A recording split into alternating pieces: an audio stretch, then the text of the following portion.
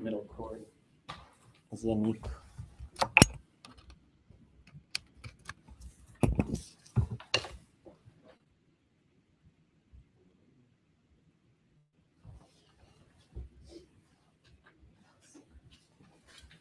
Nope. Maybe the cameras fell too many times. Okay, well, the good news. Our statues passed today, so Tlingit High is starting a tribal school. They accepted the amendments to also start a daycare, which will probably potentially open this fall. And the first tribal school, they accepted the bylaws, so boom, boom, boom. It was unanimous, it was exciting. We got a chance to recognize a lot of our fluent speakers who were there. So it's a good day. They also authorized the pursuit of funding to hire a principal and lead teacher as soon as possible. So it's really exciting times. Really exciting. That's the good news. Anybody else got anything to share? Anything fun? New things you found out?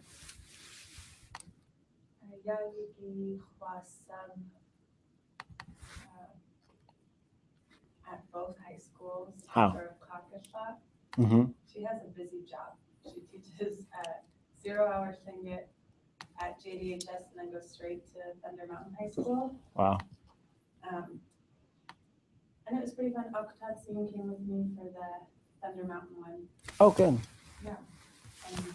And I had a little gray morning method lesson prepared, and it worked pretty well, but yeah, it was kind of fun to see the next group of language learners. Awesome. Yeah, and theoretically, we're going to pull a whole bunch of them. I think Go Belt's going to dedicate most of their staff, if not all of them, to the new school. So it's exciting. You're all going to have jobs. It's all going to be up to you guys. What was that? No pressure, darlings. Everything just rests in your palm. Something like that. The fate of your entire language lies in your hands. No pressure. That's my favorite. I love that quote. No pressure, darlings. The fate of the whole language lies in your hands. Okay, so the camera doesn't work anymore.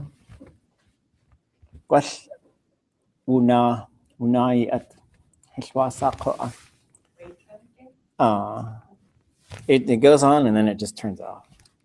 I could try. Maybe it's just something weird. It happened last night and I've dropped it a few times. Or should I say it's fallen over a few times. If it just had a little bit stronger legs, it can handle being tugged every now and then. Yeah, exactly. So usually when I ask for, what do you guys think about that? And then it blows the camera on. Okay, so I guess, let me share a couple things real fast. The gang. So one thing I do want to talk about is verb modes and how to use the two handouts that we've gone over. So I'm actually going to stop sharing this Raven story, which we'll come back to. And then the camera will work for maybe a second. And then it'll shut. Do you see anything? Did the camera shut off? Yeah, I saw you guys momentarily. And then it flipped out. I think it works. It's just like the darkest ever. I can kind of see a window. I have no idea what that means. I turned the brightness all the way up, and you can see the window a tiny bit more. And maybe there's a light. Oh, wait, there we go. There's everybody. Maybe I solved it. Maybe I'm a genius. Okay, hold on. It's going to cut out for a second. Okay, the camera settings just went wrong. So anyways, we're going to talk about how to use these two different forms. I don't see the Yakutech gang, so maybe somebody's got Turn the Skype on here in a second. Now we're back to. Okay, I don't know why it would do that. Okay, I think we're good. Okay, let me try Skype real quick. Anybody has a 30-second fun thing they'd like to share, go for it.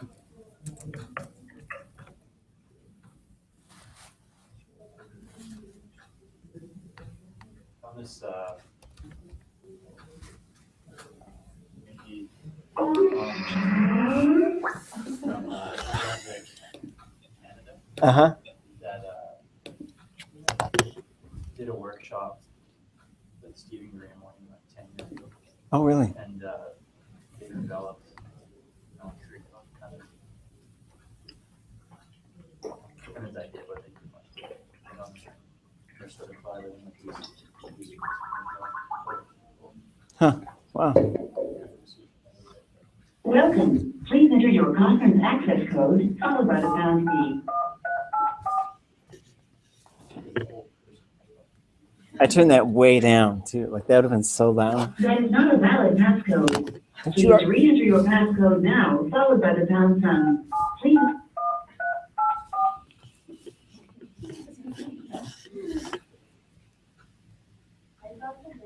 You are the first caller. At any time, press star 4 for conference instructions.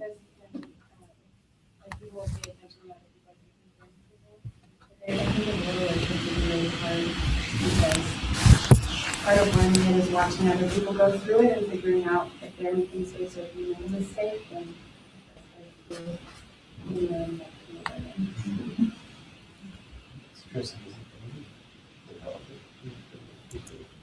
he's doing music with preschoolers, but I think one of the methods he used was like when he's on the ground and they could like jump. Something like interactive stuff. But I'm not. We didn't talk a lot about how it was used with younger kids. Mostly college level.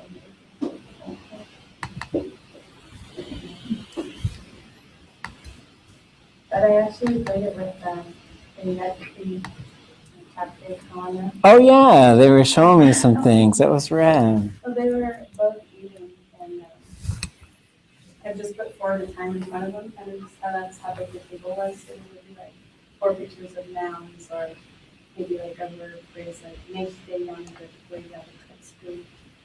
And I think they model language anyway, so they're pointing to all of it. So they had fun with it. They liked it. So Yay! Because I didn't know if it would be entertaining for little kids. Yeah, they showed us the Kanat'á thing. And I think over the summer we'll be developing. So our goal is to take this existing preschool curriculum that GoBot has and to make it immersion curriculum. Because we've never made immersion curriculum before. Every piece of curriculum we've made is to teach somebody who knows very little or no Tlingit, with the exception of some of the understanding the verb stuff. But other than that, we've always started from scratch as if we're introducing the language. But what do you do? Theoretically, what do you do? And so I was watching them in Hawaii, and this is getting this tribal school. We've just got all take turns going to Hawaii for a while. It's going to be wonderful because then you'll be bringing back fresh coffee and pineapples and stuff like that. Yeah, avocado. They're like, there's avocados that we buy at the store, those Haas ones. And like, we just kick that around. They're like serious about their avocado. Like, we don't need that. But to see what they do with their kids, because they've got a preschool on site. It was really interesting to see them, interact with the kids in the language. They're very protective when people come in. They're like, kind of tell us, don't talk to our kids. You have guides to talk to, and those are the ones you talk to in English. And and we were very respectful of that space so that we don't violate that space, because as a successful school, they get people coming all the time to look at what they're doing. And I think we should literally just look at what they're doing and apply the same concepts, because all of these different tools and all these things are going to contribute to what we're trying to do. But if you got a group of kids and you're going to go, 8 hours a day, it's really fascinating to think about keeping them in the language that entire time. And so it's pretty fun. So like this story that we're going over, I don't have the whole story memorized. There's some verb forms that I can't quite remember all the time, but the basic sort of story I could tell to my daughter and she knows what I'm saying. It's really fun. It's really exciting. But with kids, it's such a different thing because you're like, oh, okay, you know all of this. And so it'll be interesting to see what we can continue developing. And I think we're going to end up with two big schools of curriculum. It's the second language and it's the birth language stuff. And it's really going to be exciting. It's really going to be fun. Because then we just got to try to think of all this content. We're just thinking of all this content we're going to teach them. Because we got to teach them about, well, the other day,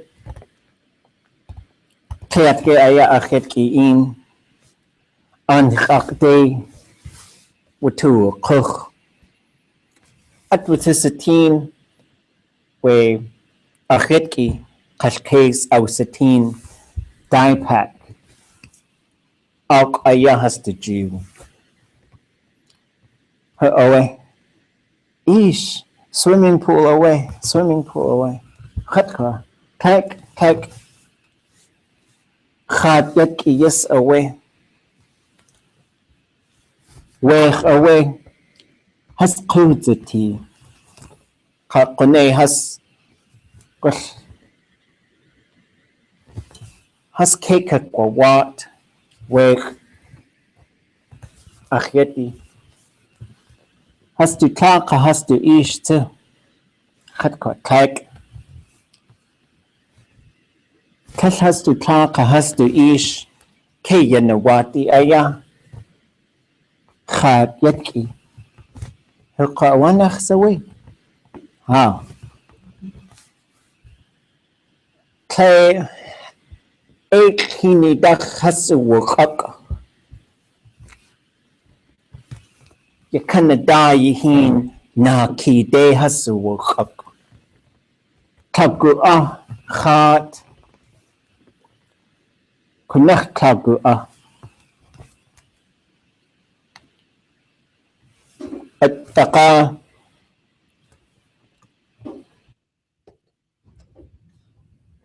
Aka Akawe has out quite Aka has much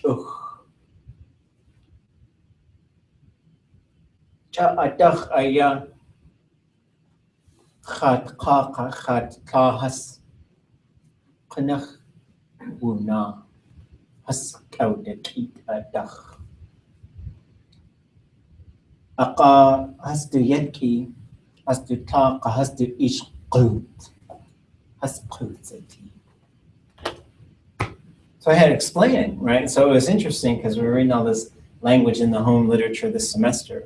And there was one speaker, I had the mics plugged in backwards. So now this one should be louder and this one should be quieter, so that might have sounded really funky. But I was reading about, she's raising her child in Maori, and then her child asks her, where does the water go when you flush the toilet? And she's like, I've got to explain this in the language. And so I'm having these moments, so we drive by the fish hatchery and we see this, I'm assuming that's what it is. It's like this little pool. And my daughter thought it was a swimming pool. And I said, no, that's where the fish babies are kind of raised. And then she said, oh, with their mom and dad. And I thought, well, no, because they die, right? So it's like, I got to explain like the life cycle of a salmon. And so it's really interesting. But then I explained, she was like, oh, okay. And so it's kind of fun. And so we're going to have to come up with stuff like that, right? Talking about fish, talking about all these different things. But then it's really neat because then we could start to talk about the scientific perspective. We're having this discussion just the other day during the arts and sciences presentations. Somebody's presenting information on salmon and the fact that in Qatkini, they're beginning to get smaller, the coho anyways, they've realized that. So it's pretty interesting because now we're going to have to start using more place names, we have to start using, all these different names of all these different things. It's going to be a lot of fun. Okay, so first thing, let me shift gears a little bit and talk about, I still do want to go through all these combinations. We'll probably maybe finish next week with that. I just want to have some fun with some stories before we get into, and before we kind of wind it down. Right? 3 classes left, that's it, never see each other again, cry, cry, cry. But we talked about motion verbs a little bit in this new handout. In the handout I gave you, it describes those motion verbs. But really there's 4 types of motion. That determines the conjugation prefix. You have upward motion, downward motion, which is, it's very rare to actually use those. When raven flies out of the whale, you know, they say, "Kindeka dakin," just fly up, because he's all covered in fat, can't see anything. Whale parts and blood and all kinds of stuff. And then when they want him to fly straight, they say, "Koyach nadakin." Right? So you have upwards and downward. Up is ga, down is qa. And it's going to be the same for, not always, but it's going to be kind of similar for all of those verbs. You know, it's going to be an upward or a downward motion that's associated with it. And so, and then it brings up interesting things in the Tlingit perspective. Good is an upward type of verb. Right? So when I say goodbye to my kids, I say, "Egake," be good. Right? That's the command form. Command form reveals the conjugation prefix. And then qa is seeing something specific. That's a qa conjugation, which is why you get Yéil ik kwasatin. So we're figuring out what the conjugation prefix is, and for certain verbs you just got to memorize which one is which. For motion verbs, it's all dependent on the type of motion. So you've got these long lists sort of memorized. There's your 0 conjugation, which is generally motion that specifically comes to a stop at some point. And that's really kind of the framework of it, but you see a whole bunch of these as well that are in there that you just got to remember, and it's just sort of whatever that preverb is, that's going to dictate the type of motion. The type of motion is going to determine what the conjugation prefix is. But you've got these lists. These lists are put into this document to help explain it, which it's still in a very rough draft mode. And then it's got some examples of how the verbs look. The verbs look different, and you can see that when the stem starts changing shape, and when you start memorizing what the stem shape should be in certain forms for certain conjugation prefixes, you'll see that, which is why you have wugut and uwagut. And we're going to see different changes like that. And we get one in this story. Chakoish was asking about it. Why does he say K tumditam? And it doesn't translate well, but it's sort of like the thinking is kind of going upwards for some reason. And I'm not exactly sure why. I have to talk with some different speakers and figure it out. So sometimes you can get the linguistic answer, but that doesn't always give you sort of the cultural side of the language answer. And you'll always be sort of straddling back and forth between the structural things of the language and the cultural things of the language. And you're going to see that. And just to know that verb means they all died off and left it here. So now we get into the verb modes. Act, event, state, motion, positional. Just keep in mind those 5 types. The type of verb determines how it's going to conjugate. It's going to determine all kinds of things, whether it has an imperfective form or not, what classifier mode that imperfective would be in, so on and so forth. So you always got to keep in mind as you look at a verb, what type of verb is that? And a lot of times, most of them, it starts to make sense when you think about what the verb is describing and then the verb types. Right? Act is for something to do, something. Event is for something to occur without maybe any necessary cause to it. State is for something to be a certain way. Motion is for something to move. Position is for something to be located in a certain spot. And there's not very many positional verbs. So going through, and then this document gives a whole set of examples, and these were verbs where I could find most of those verb forms. And you'll see for positional verbs, there seems to be none that I could find that have, and it's also showing some different thematic combinations. We could start to see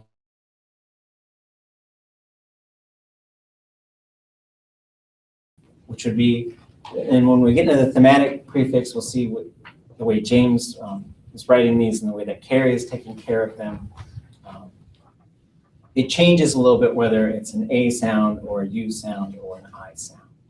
Right? So those are your main sort of types of thematic prefixes. So ka or ya, and then you've got t or shl, and then you've got j, and I can't think of another one that has an I in it. Probably enough. So then going forward, we've got, and this is sort of diagramming. Oops, there should be a page break right there.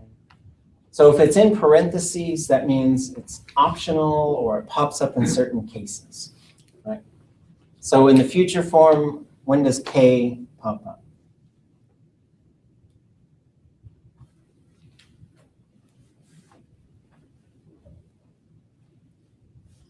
Low tone. If it's K high tone, it's different. How about that one? What's the difference between K, K when they're in front of a verb? Future verb.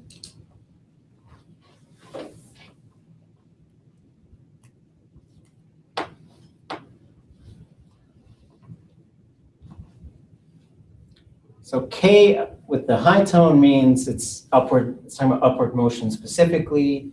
K with the low tone means it's a preverb that's popping up in certain verb forms. K is associated with upward motion, so it pops up in the future form of all G conjugation verbs. G conjugation means K pops up in front. So these are just things to keep in mind. So that's why you say K, it's going to get good, right? Because the K pops up just to signal it's a G conjugation verb in the future form. When does Yéil pop up? Or why? Qa. So for all qa conjugation verbs, the Yéil is going to pop up in front, and it's just revealing the conjugation prefix. This is why we note what the conjugation prefix is in a verb. It only pops up in certain forms, but it affects some of the preverb stuff. For zero or na, you don't have to worry about it. Nothing's going to pop up. No special surprises. Okay? So then it gives you what else is going to be there. If there's an object, yes, ga, u, qa, subject, classifier, root, and the root is, the classifier is always going to be minus I. The root is going to be long and high. So then this next chart here shows you what the preverbs would be. So here you see ga conjugation. I'm going to change that because I guess CP means something different in linguistics. So that'll be different in the future. It'll probably just say ga, and probably just say conjugation or CJ or something. And then qa conjugation prefix, na and zero, and nothing there. The prefixes that pop up, ga conjugation, irialis, and qa mode. And we just got to remember, these things turn on in all future forms, ga, qa, and it results in these different combinations. Then it shows you whether or not the conjugation prefix is there, what the classifier will be, and which forms those are. And then it talks about, here's your 5 different stem types, and here's what your stem variation is going to be. So it's always going to be long and high, unless it's in the variable stem. This then gives you, and Carrie has also put these together, and Zeosh has these put together. In Zeosh, it's much more concise, and I'll show you how to use that. But this shows you everything up to the verb root. So you just put the root on there, and you got it, right? Kwagut, kwachash. So you put the verb, you put the root in there in the long form, and you're conjugated, right? For first person singular, plural, gachtuchash, gachtuat, gachtutu. And so this gets you to everything except for the root, which you put on there. It doesn't give you the object possibilities, but that's why we're going over that in the other handout. Because the object is it's pretty manageable because you're adding something and it's usually right at the very front and it doesn't affect the other things as much necessarily. And then this gives you the different classifier combinations. So there's only 4 options because it's always going to be -I. And then it goes in plus D forms, and then it moves into what we call CV thematic prefix, right? And so this is showing you if you have the thematic prefix in there, ka, then it would be KA, ya, it would be YA, tu, it would be TU. And it's just saying this, it doesn't necessarily affect it that much here. In the perfective, it starts to affect it a little bit more. But here, you could just plug in any thematic prefix and it goes right on, even if there were several that were on there, right? And there are some that have 2 or even 3 thematic prefixes on them. But same thing, so you fill in the blank there, add the root at the end, and you've got it. So this is just sort of learning how to conjugate. And my experience is you move back and forth between these different tables until you start memorizing these different forms, and then you're able to start to put them together pretty well on your own. And so moving through, we won't look at all of them.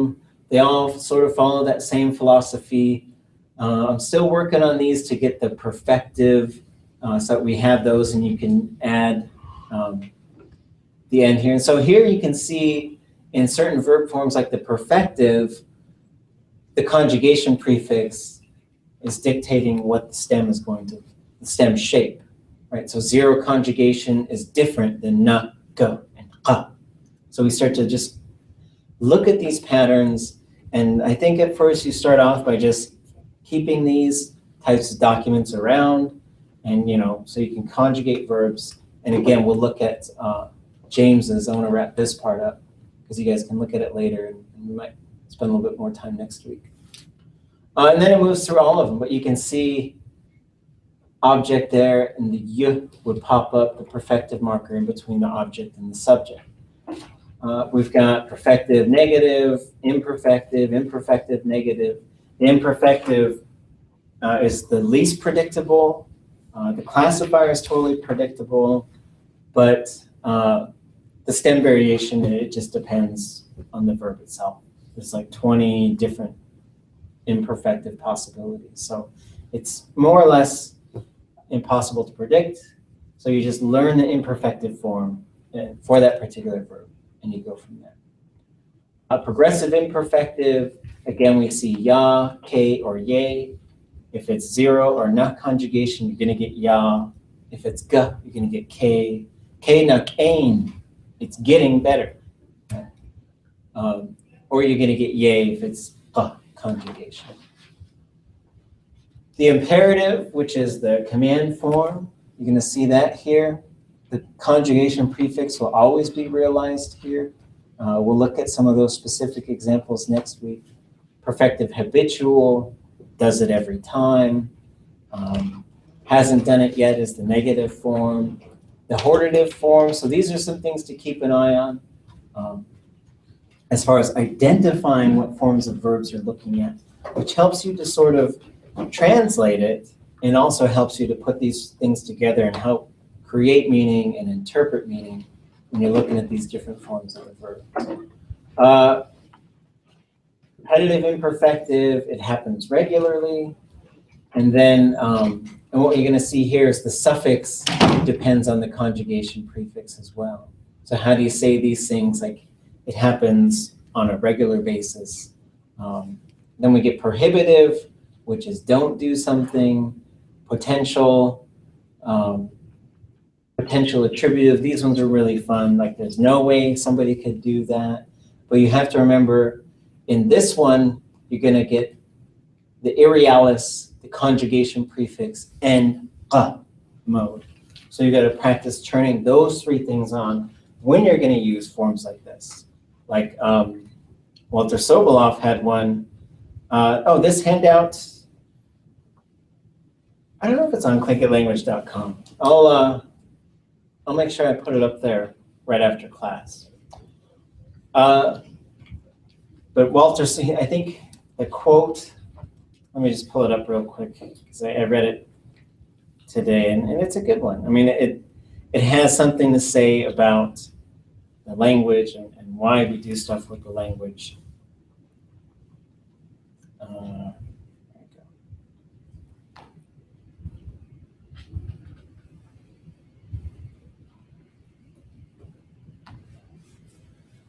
So he says, Hish ade utleit ha ha unachsati. So you've got a really advanced sort of concept there, really advanced grammatical structure. Hish ade utleit ha ha unachsati. And he's talking about identity, knowing who you are, suicide prevention, things like that, and not being ashamed of being Tlingit and the value of the language. And in the particular context,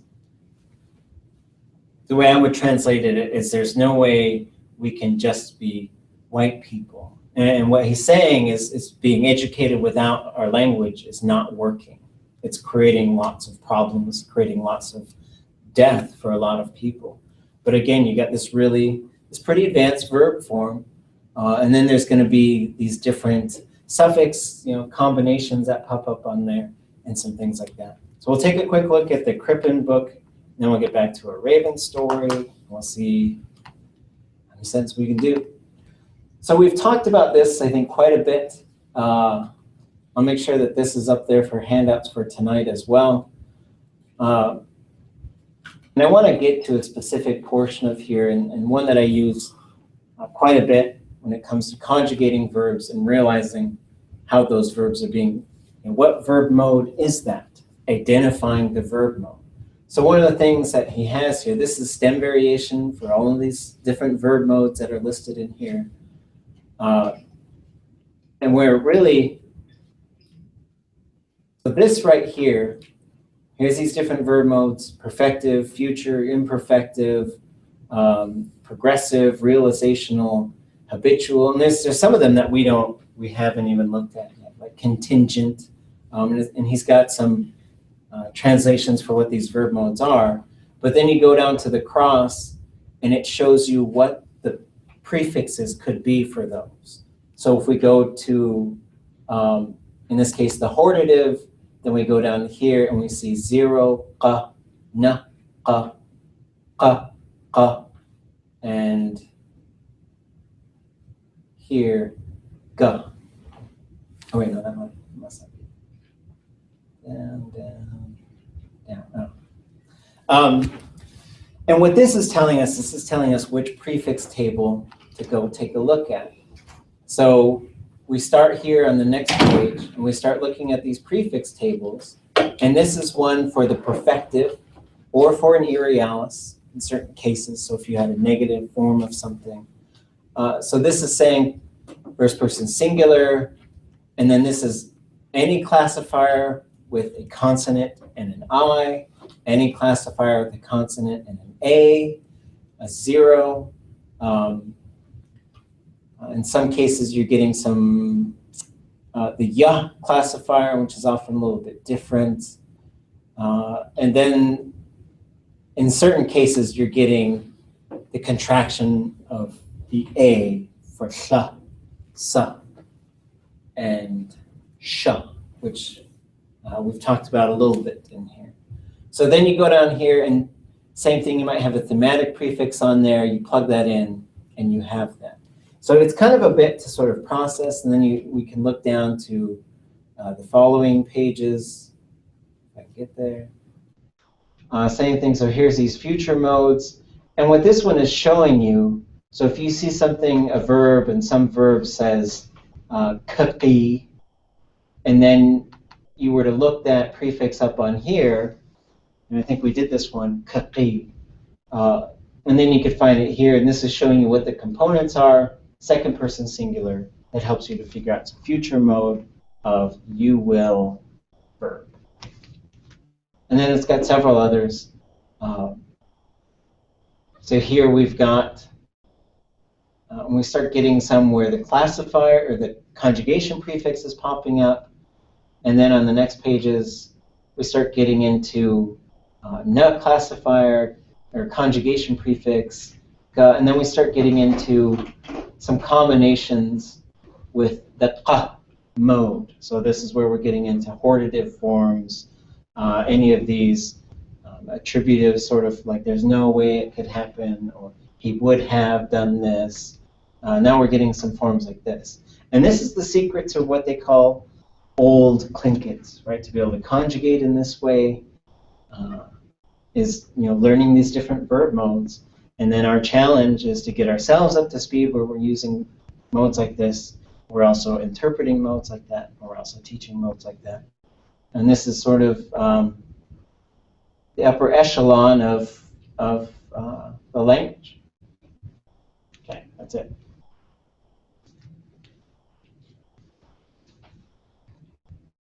Back to read.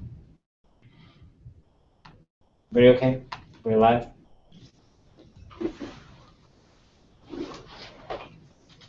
Okay. Well, let me get us, I'll just read it to where we had left off. I think when we left off. Exactly. Oh, I think I remember. How clean. Okay. Could you say hesh hakawake? You'd say hesh. Yes, hesh hakawake. I'm all right. I'm not unraveled. I am sufficiently tangled. Wasasiyati that how? Hechakawake.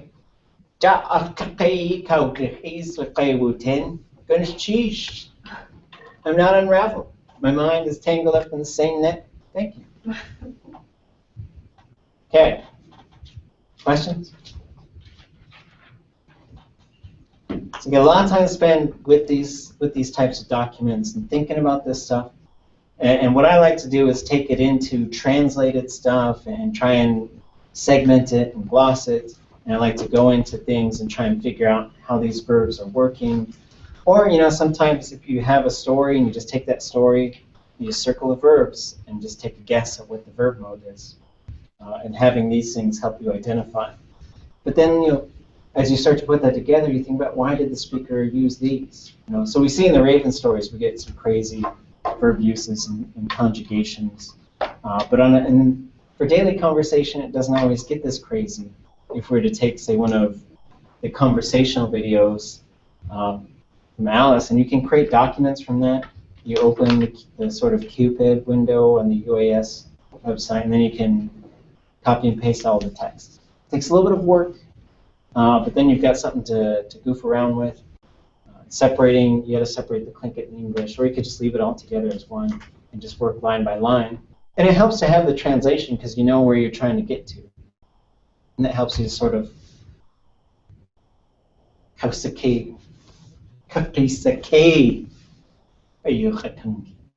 then you will unravel it. All right. So getting us caught up to this Raven story. Yatatsu e inkakwanik yeshta. Yeshaya Yesu ukachai at akushi. So Yesh ayan chatak du idyan uhaich. Heshke at ut age dasa ukachai at.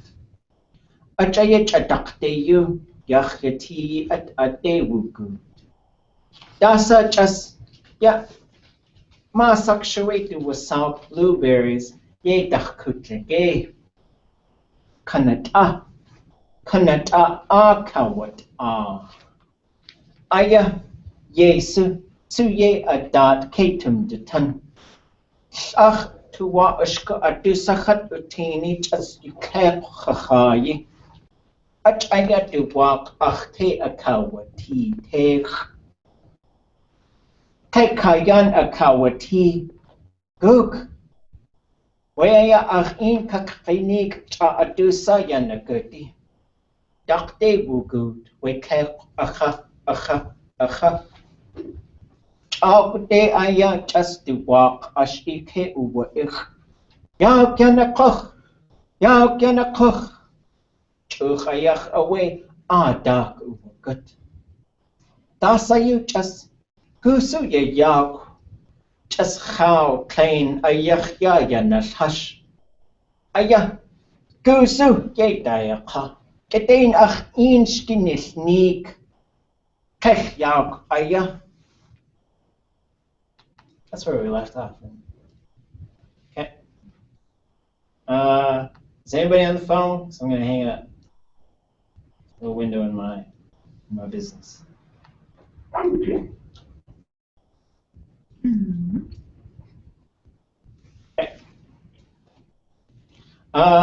Let's see. I think I'll show you guys the text. We got Tlingit, and it helps you see it. Although I don't want you to look ahead. Be sneaky. Maybe it's a little bigger.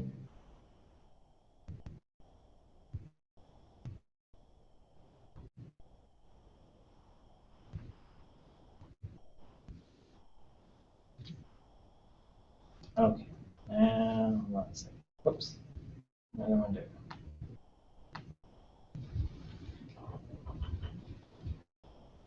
Is that there?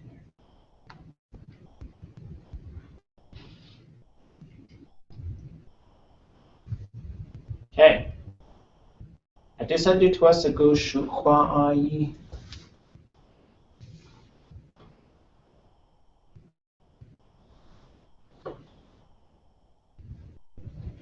Who wants to go first? I'll go. Okay, sheesh. Again. Okay, so we have this line here. Want to read it for us? Is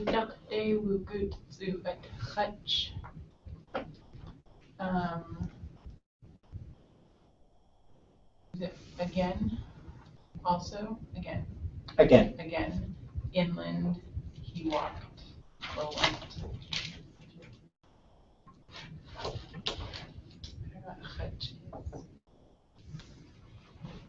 So a touch. In this case, well, let's for now say that's probably not a verb. Let's for now say there's probably a verb in that sentence. Wugut. Wugut. What? Perfective. That is perfective. Okay, so tsu dakde wugut, tsu a touch. I would probably translate that as somewhat as an instrumental. So this is the instrumental CH. So we get two CH markers on nouns. We get one on verbs. What does the one on verbs do? The CH. Repetitive. So it marks a repetitive form. And then there's two options on the noun. Ergative. And that's doing what? Is that the one that like marks the subject? Yeah, so who's doing it? And then there's awesome. Instrumental, which would do what?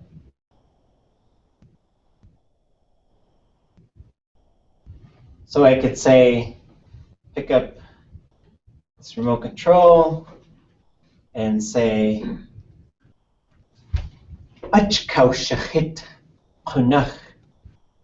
I really hit him with this thing, right? So with that thing a person eats. So that, so I could also say if I were going to have an object, I might say kuhidach huawei kunach kach shahit. I really hit him with the pencil. Right. It's brutal. But that's saying with something. So I'd probably say, like, we've got this translated as he goes, he went upland again to eat. But you could probably also say he went upland with food. So maybe he has these blueberries still. He's going back to eat.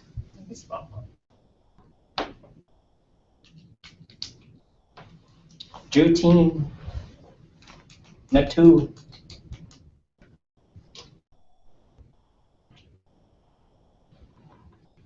Starting here, sorry. Tesh in awaya tetsu. Duwak su ashi ke uaik.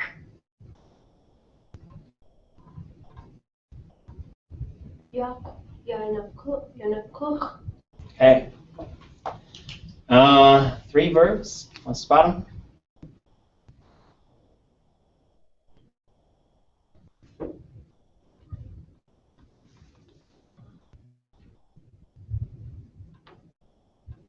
Tesh uin. Yep. Teshu'in.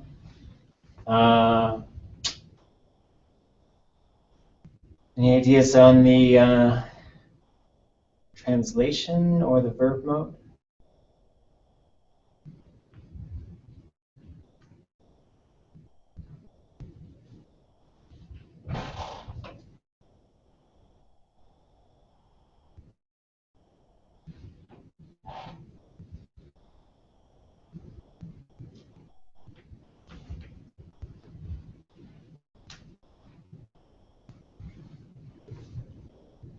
It's a negative rather than that. Yeah, so it's a negative. It's probably a negative perfective, which is why it's got the double O in there. In, teshu'in. You didn't pick them? You didn't pick them. You didn't pick them. So it's ya'in is the verb to pick things. There's a very similar one, which is to slaughter, to kill multiple things. A little bit different. Okay, now we've got one more in this line. Uaik. Mm-hmm. We just throw K in there. K, u'ik. Uaik.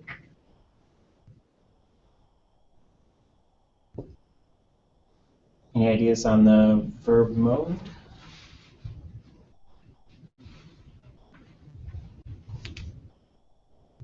This is showing us a lot right here.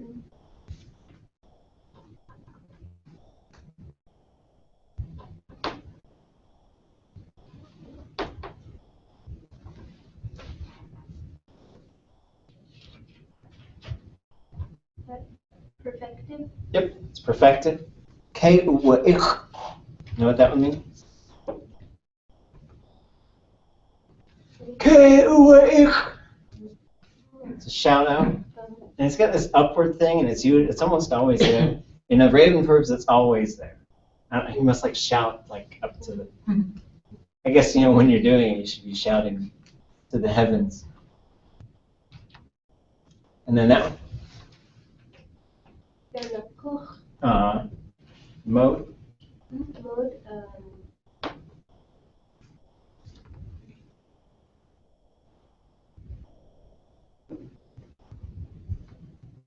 Progressive.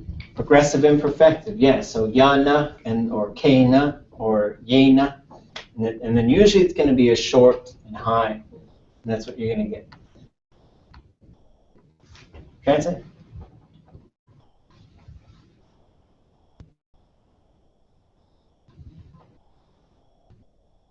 He didn't pick them up off the stone.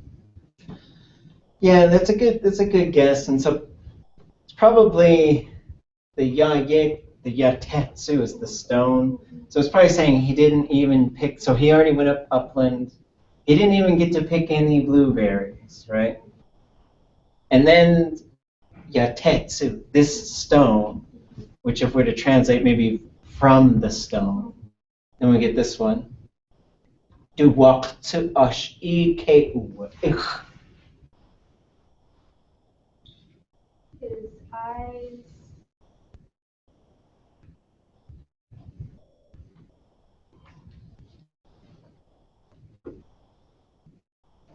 Got his eyes shouting to him. Yep, so the ush is him, that's Raven.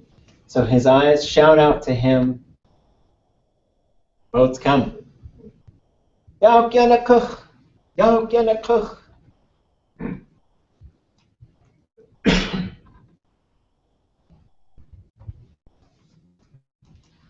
Natu. Bidat you ask wish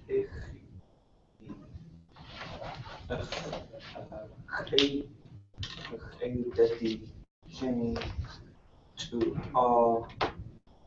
yeti aya yeya yanash hush aya.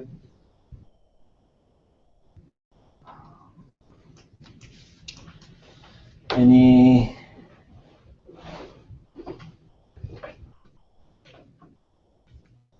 So let's see. That's a verb. Yeah, this is kind of what we call a verbal noun. For example, there was a delegate today who asked me yesterday. He has a dog with like a really smashed-looking face, like maybe a pug or something. So he says, I want to give it the Tlingit name Tree Chaser. And the first speaker I talked to didn't like the concept wouldn't work in Tlingit. But then the second speaker, Asayosanaki. So asayosanak would be the verb to chase a tree, which makes no sense in Tlingit because you should be chasing something that's moving, right? But that's why it's funny. And then asayosanaki would be the tree chaser. So putting this suffix, and that's a suffix, putting this suffix on a verb can do a lot of things. It could sometimes say it's part of some larger thing because of this verb, something else, or at the time of this verb, something else, or this is the one that verbs, or some that's turning into maybe an adjective or something like that. Good person, right? Okay. So anyways, any thoughts on the verb mode? Perfective. Perfective. Any guesses on what Kate would means? Is it the same as the to shout out? That would be Kate would. So now you Yeah.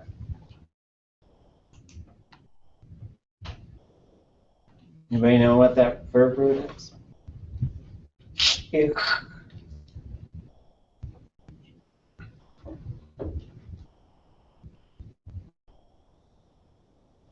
has to do with breaking, but in this, when you say a fallen tree, it has fallen and usually like cracked and stuff. So fallen tree. Let's see. This is a noun right here. This is your verb phrase.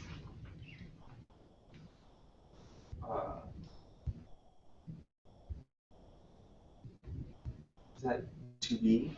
No. It's to be. And then when you get the yéyati, it would be just the same. So that becomes a placeholder in there. For this particular verb, it has meaning. But now for this verb, I could say junok yéyati, yag yéyati, wech yéyati, shkakwech yéyati. Right? So that means to be located somewhere. Okay. And in this case, yéyati means In the lake. it's Around the there. lake. No, it's just there. It could be. That could be. But it would be really weird. You wouldn't use it for lake because you would say in the lake or in the water. In this case, just means there at that place. It's a very sort of it's just sort of a default place. It's usually a place we're already talking about too, that we all know, right? Because I might say, yéyati, shedeheng Taurus, right? So then I've established where it is. I don't need to say skagway again. I could just say The verb mode.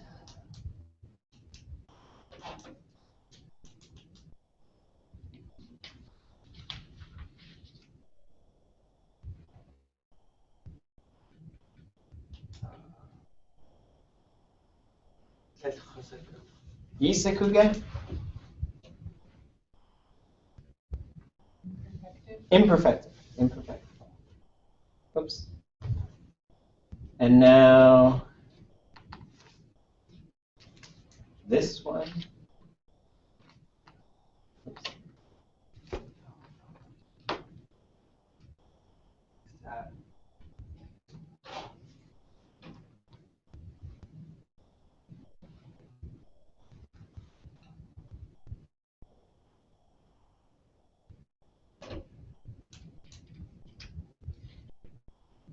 Like,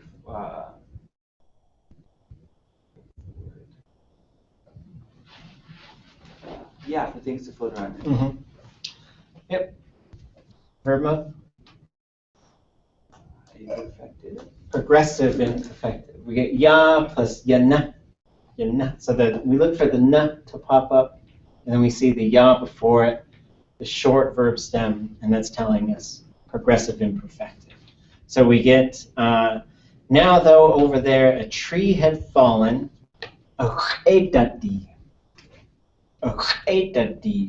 that is an upturned tree with the roots poking up. And there's some sort of, we could break it down probably, we're not going to do that now. Plain. The upturned roots of a big fallen tree was just floating around over there. So we had a log, and now we get this fallen tree with the upturned roots. To walk, go off, to walk, to walk. Yuck, aya. You just translate. There's no verbs. His eye, however,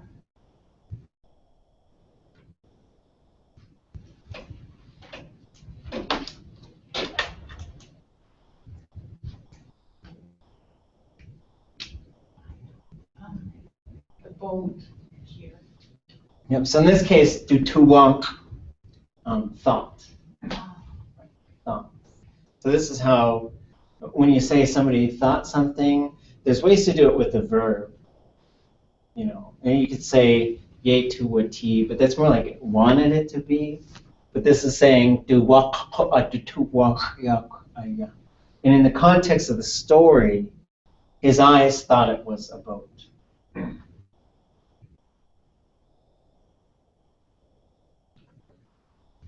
Okay. You see?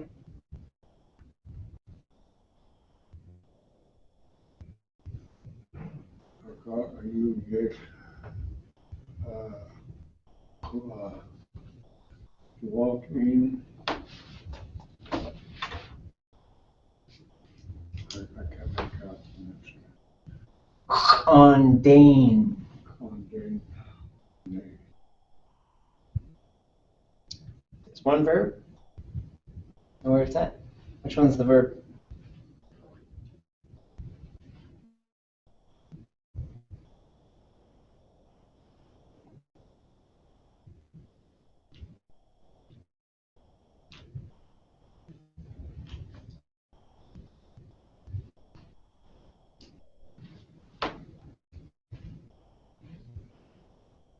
So.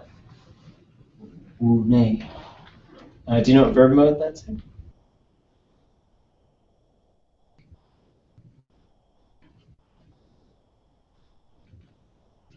Yes, perfective. So the w, it's always shown as perfective. There's no tesh, so we know it's not a negative imperfective. Right. Translation?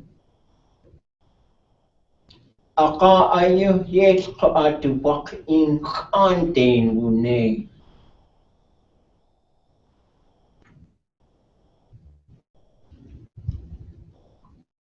That's why Raven.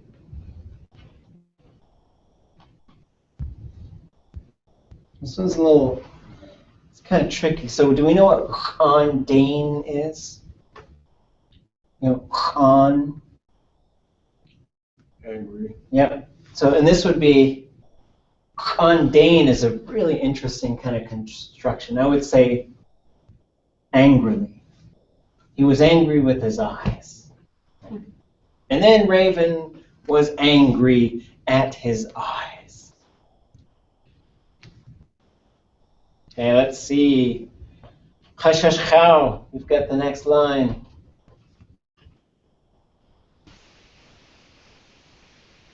Dat Yéil.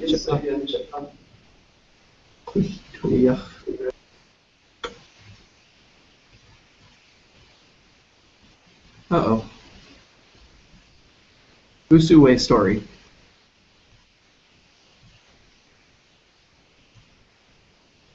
Okay. Gonna start over. Dat Yéil. Kayach. In. Sneak. Okay. You got one verb in there. Well, let me give you a helping hand here. Not a very good line break. There we go.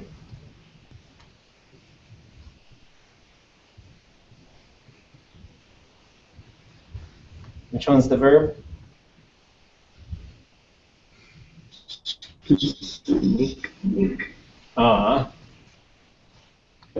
And then in this case, I would throw the niche in there as well. And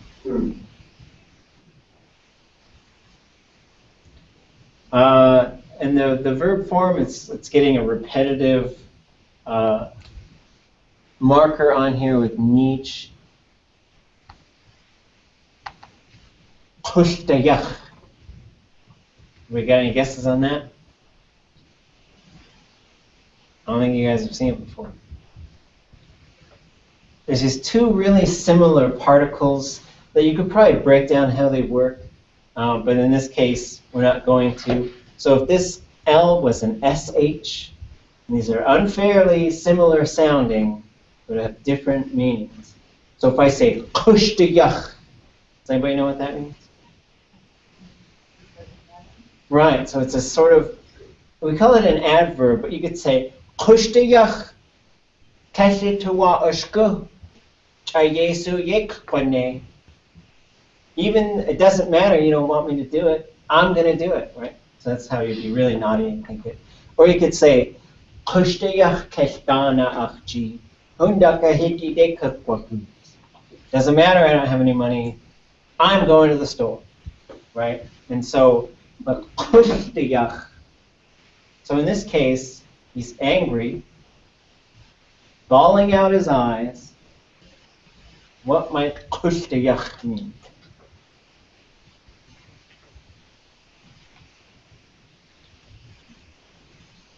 It's a good guess. It does matter. But in this case, kushtayach would mean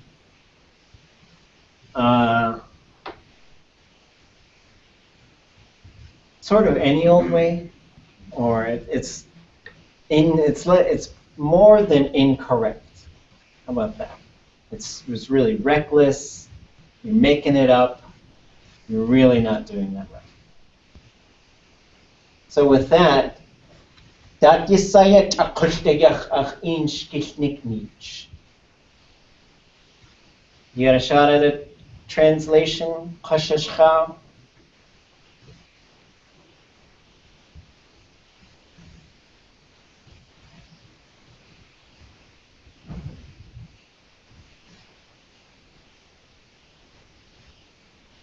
Why are you always seeing wrong? Okay. And then you've got the achin part. So it's like, why are you always telling it wrong? Or the way, in the context, the way that the elders translated this is, why are you always making things up and telling? He's really mad at his eye. Oh, I'm trying to adjust my windows here, so it's a little easier. Chipu, Yingewane.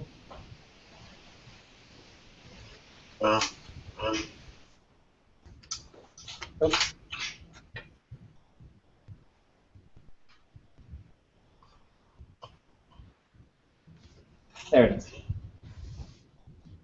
starting with this. Okay. Akawati. Yanyu. Akawakik. Yeah, what?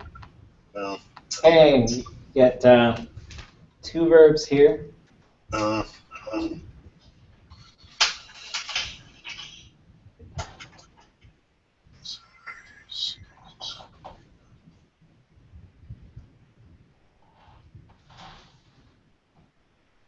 First one?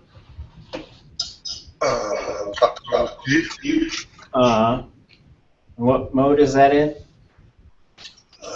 Perfective. How would you translate that? Akawati.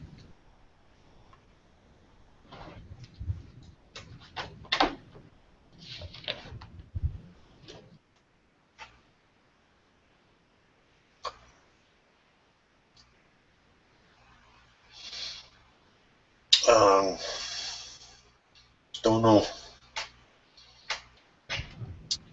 Isakuge. Akawati. He picked him up off of. So he picked his eyes up off of it. Right? So is this contraction of adach. So up off of it. You get a lot with these motion verbs to pick something up off of it. It's usually going to be and there's another one with like akadud akawitich. That's in the other story where like he twists his tongue off. And he's done that to other people. It wasn't just Banuk. He did it to you as well. Okay. So it's like you were hanging out with Raven. It's like, don't put your tongue out. It's like, put your tongue out so that whatever, you want to keep your tongue, don't do it. Okay, Ganyu akawakek. I don't know if we've really dealt with. Go ahead.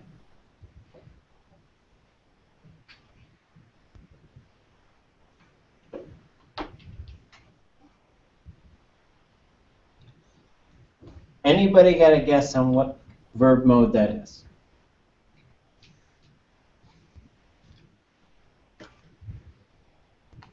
Do I got a highlighter on here? Let's see. If I had a highlighter, I'd highlight that and that. Those two things combined are giving it to you.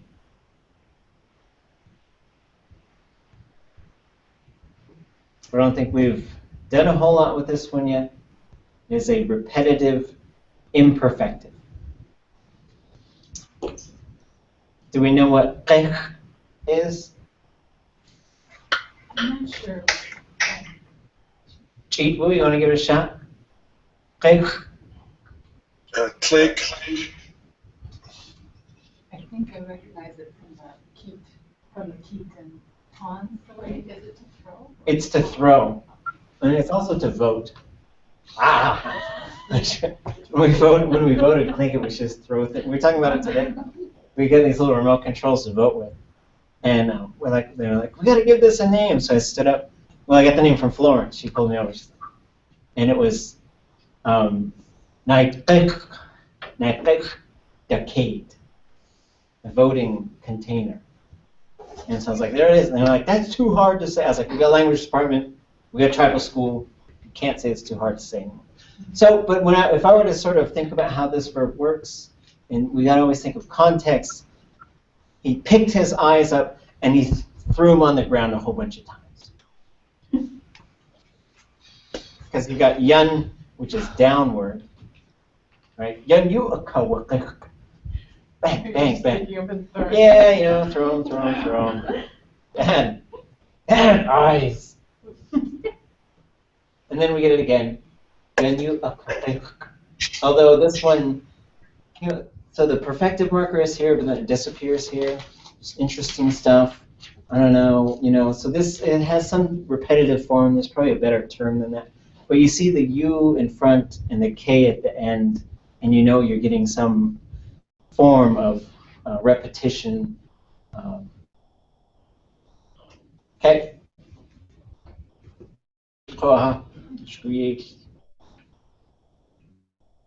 So, cook.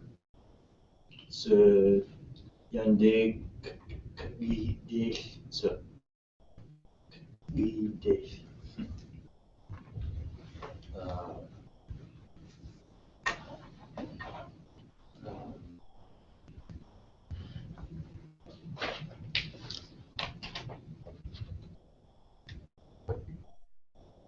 so what is this?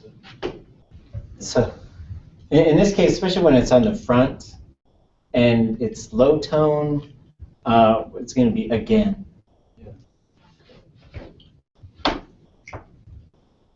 So, again, go ahead, go.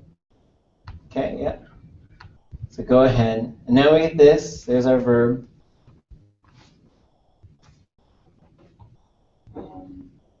I guess what's the mode? I'm not sure. Imperfective. Okay. So when we get kaki, that is going to reveal things to us. Especially if we're going to get these funky sort of consonant combinations at the beginning, and that's going to reveal a future mode.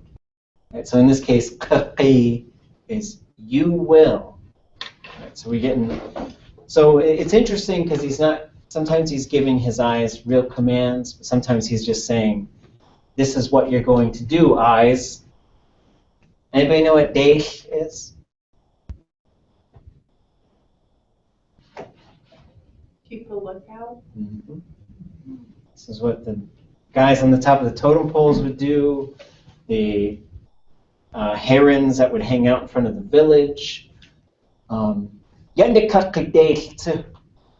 So he's like, go ahead.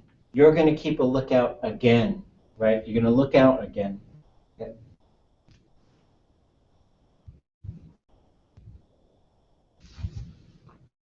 That's too easy. Sudak Ebugu. Again, he went inland. Verb mode? Perfective.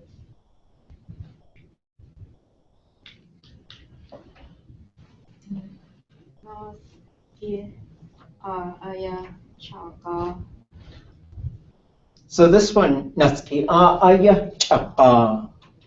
It's a really interesting sort of, it seems to be all more or less particles all together. So I'll go ahead and give you this one. It happens again a third time. Right, so Natsuki would be the third one. Aya chaka. Not exactly sure how the chaka works, but that's just how it works.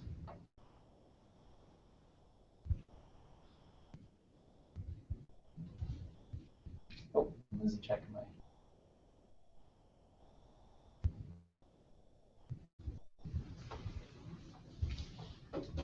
Suduwak, yak, yanakuk, yak, yanakuk, Okay, so we've done those ones.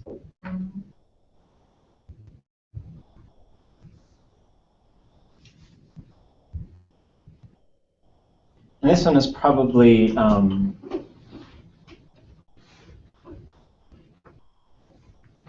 yeah, that one's probably push to yach, yeah. But it's, yes, last one. Let's just do this one together. Kush to yach away, shkich nik nich. How do we translate that? We've seen this verb mode. It's this repetitive mode. Is that it's not important? It is. And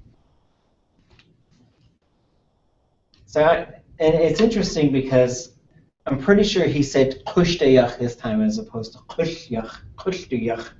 But it's like it doesn't matter if you keep saying it. Doesn't matter if you keep saying it.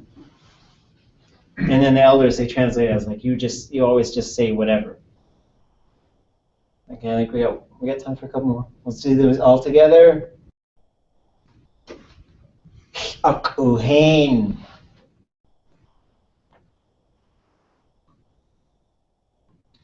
Shak uhain. I will take either a verb mode or a translation from the galley. Perfective. The verb, okay. Shak uhain. Well, yeah, I guess. Negative. Perfect. Translation.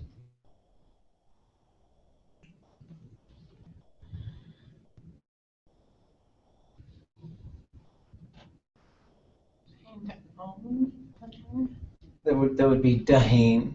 That's good. But when you get the in the hain, it's a different verb. It's a different verb group. And a lot of times you would hear shak uhin. Get that mode as well. He said hain, but it seems to be interchangeable here. Did believe? He didn't believe his eyes. Kesh adak wugud. Is that really what that means? He didn't believe his eyes? Well, he didn't believe it. Yeah, he didn't. He doesn't believe it. So, and that would be like, you know, you could say, Wanach saway. Kesh. Let's see. Wanach saway. Kesh ach ik uhain. Or I could say, Wanach saway kesh ach ik ihain. Why don't you believe me? In this case, kesh ach uhain. He doesn't believe it. Kesh adak wugud.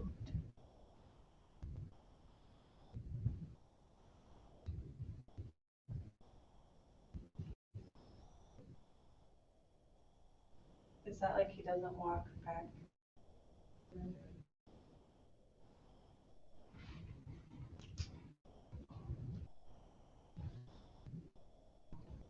He doesn't walk. To that spot, that place that we talked about, isn't that? Quite. It's before he was dark.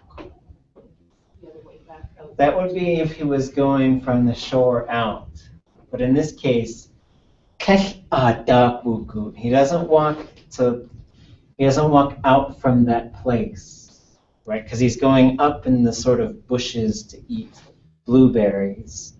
So he doesn't walk out. So dak could mean from the shore out to sea, or from the shadows or hiding out into the open. So you could say, like if you're out watching for moose, you always say, Yuda, Daku. He came walking out from the trees, right, to emerge from somewhere where you couldn't be seen before. So we didn't walk out. Boom, cliffhanger. That's it. That's time. Next week maybe we'll just do more of this. We only got a page. That's okay.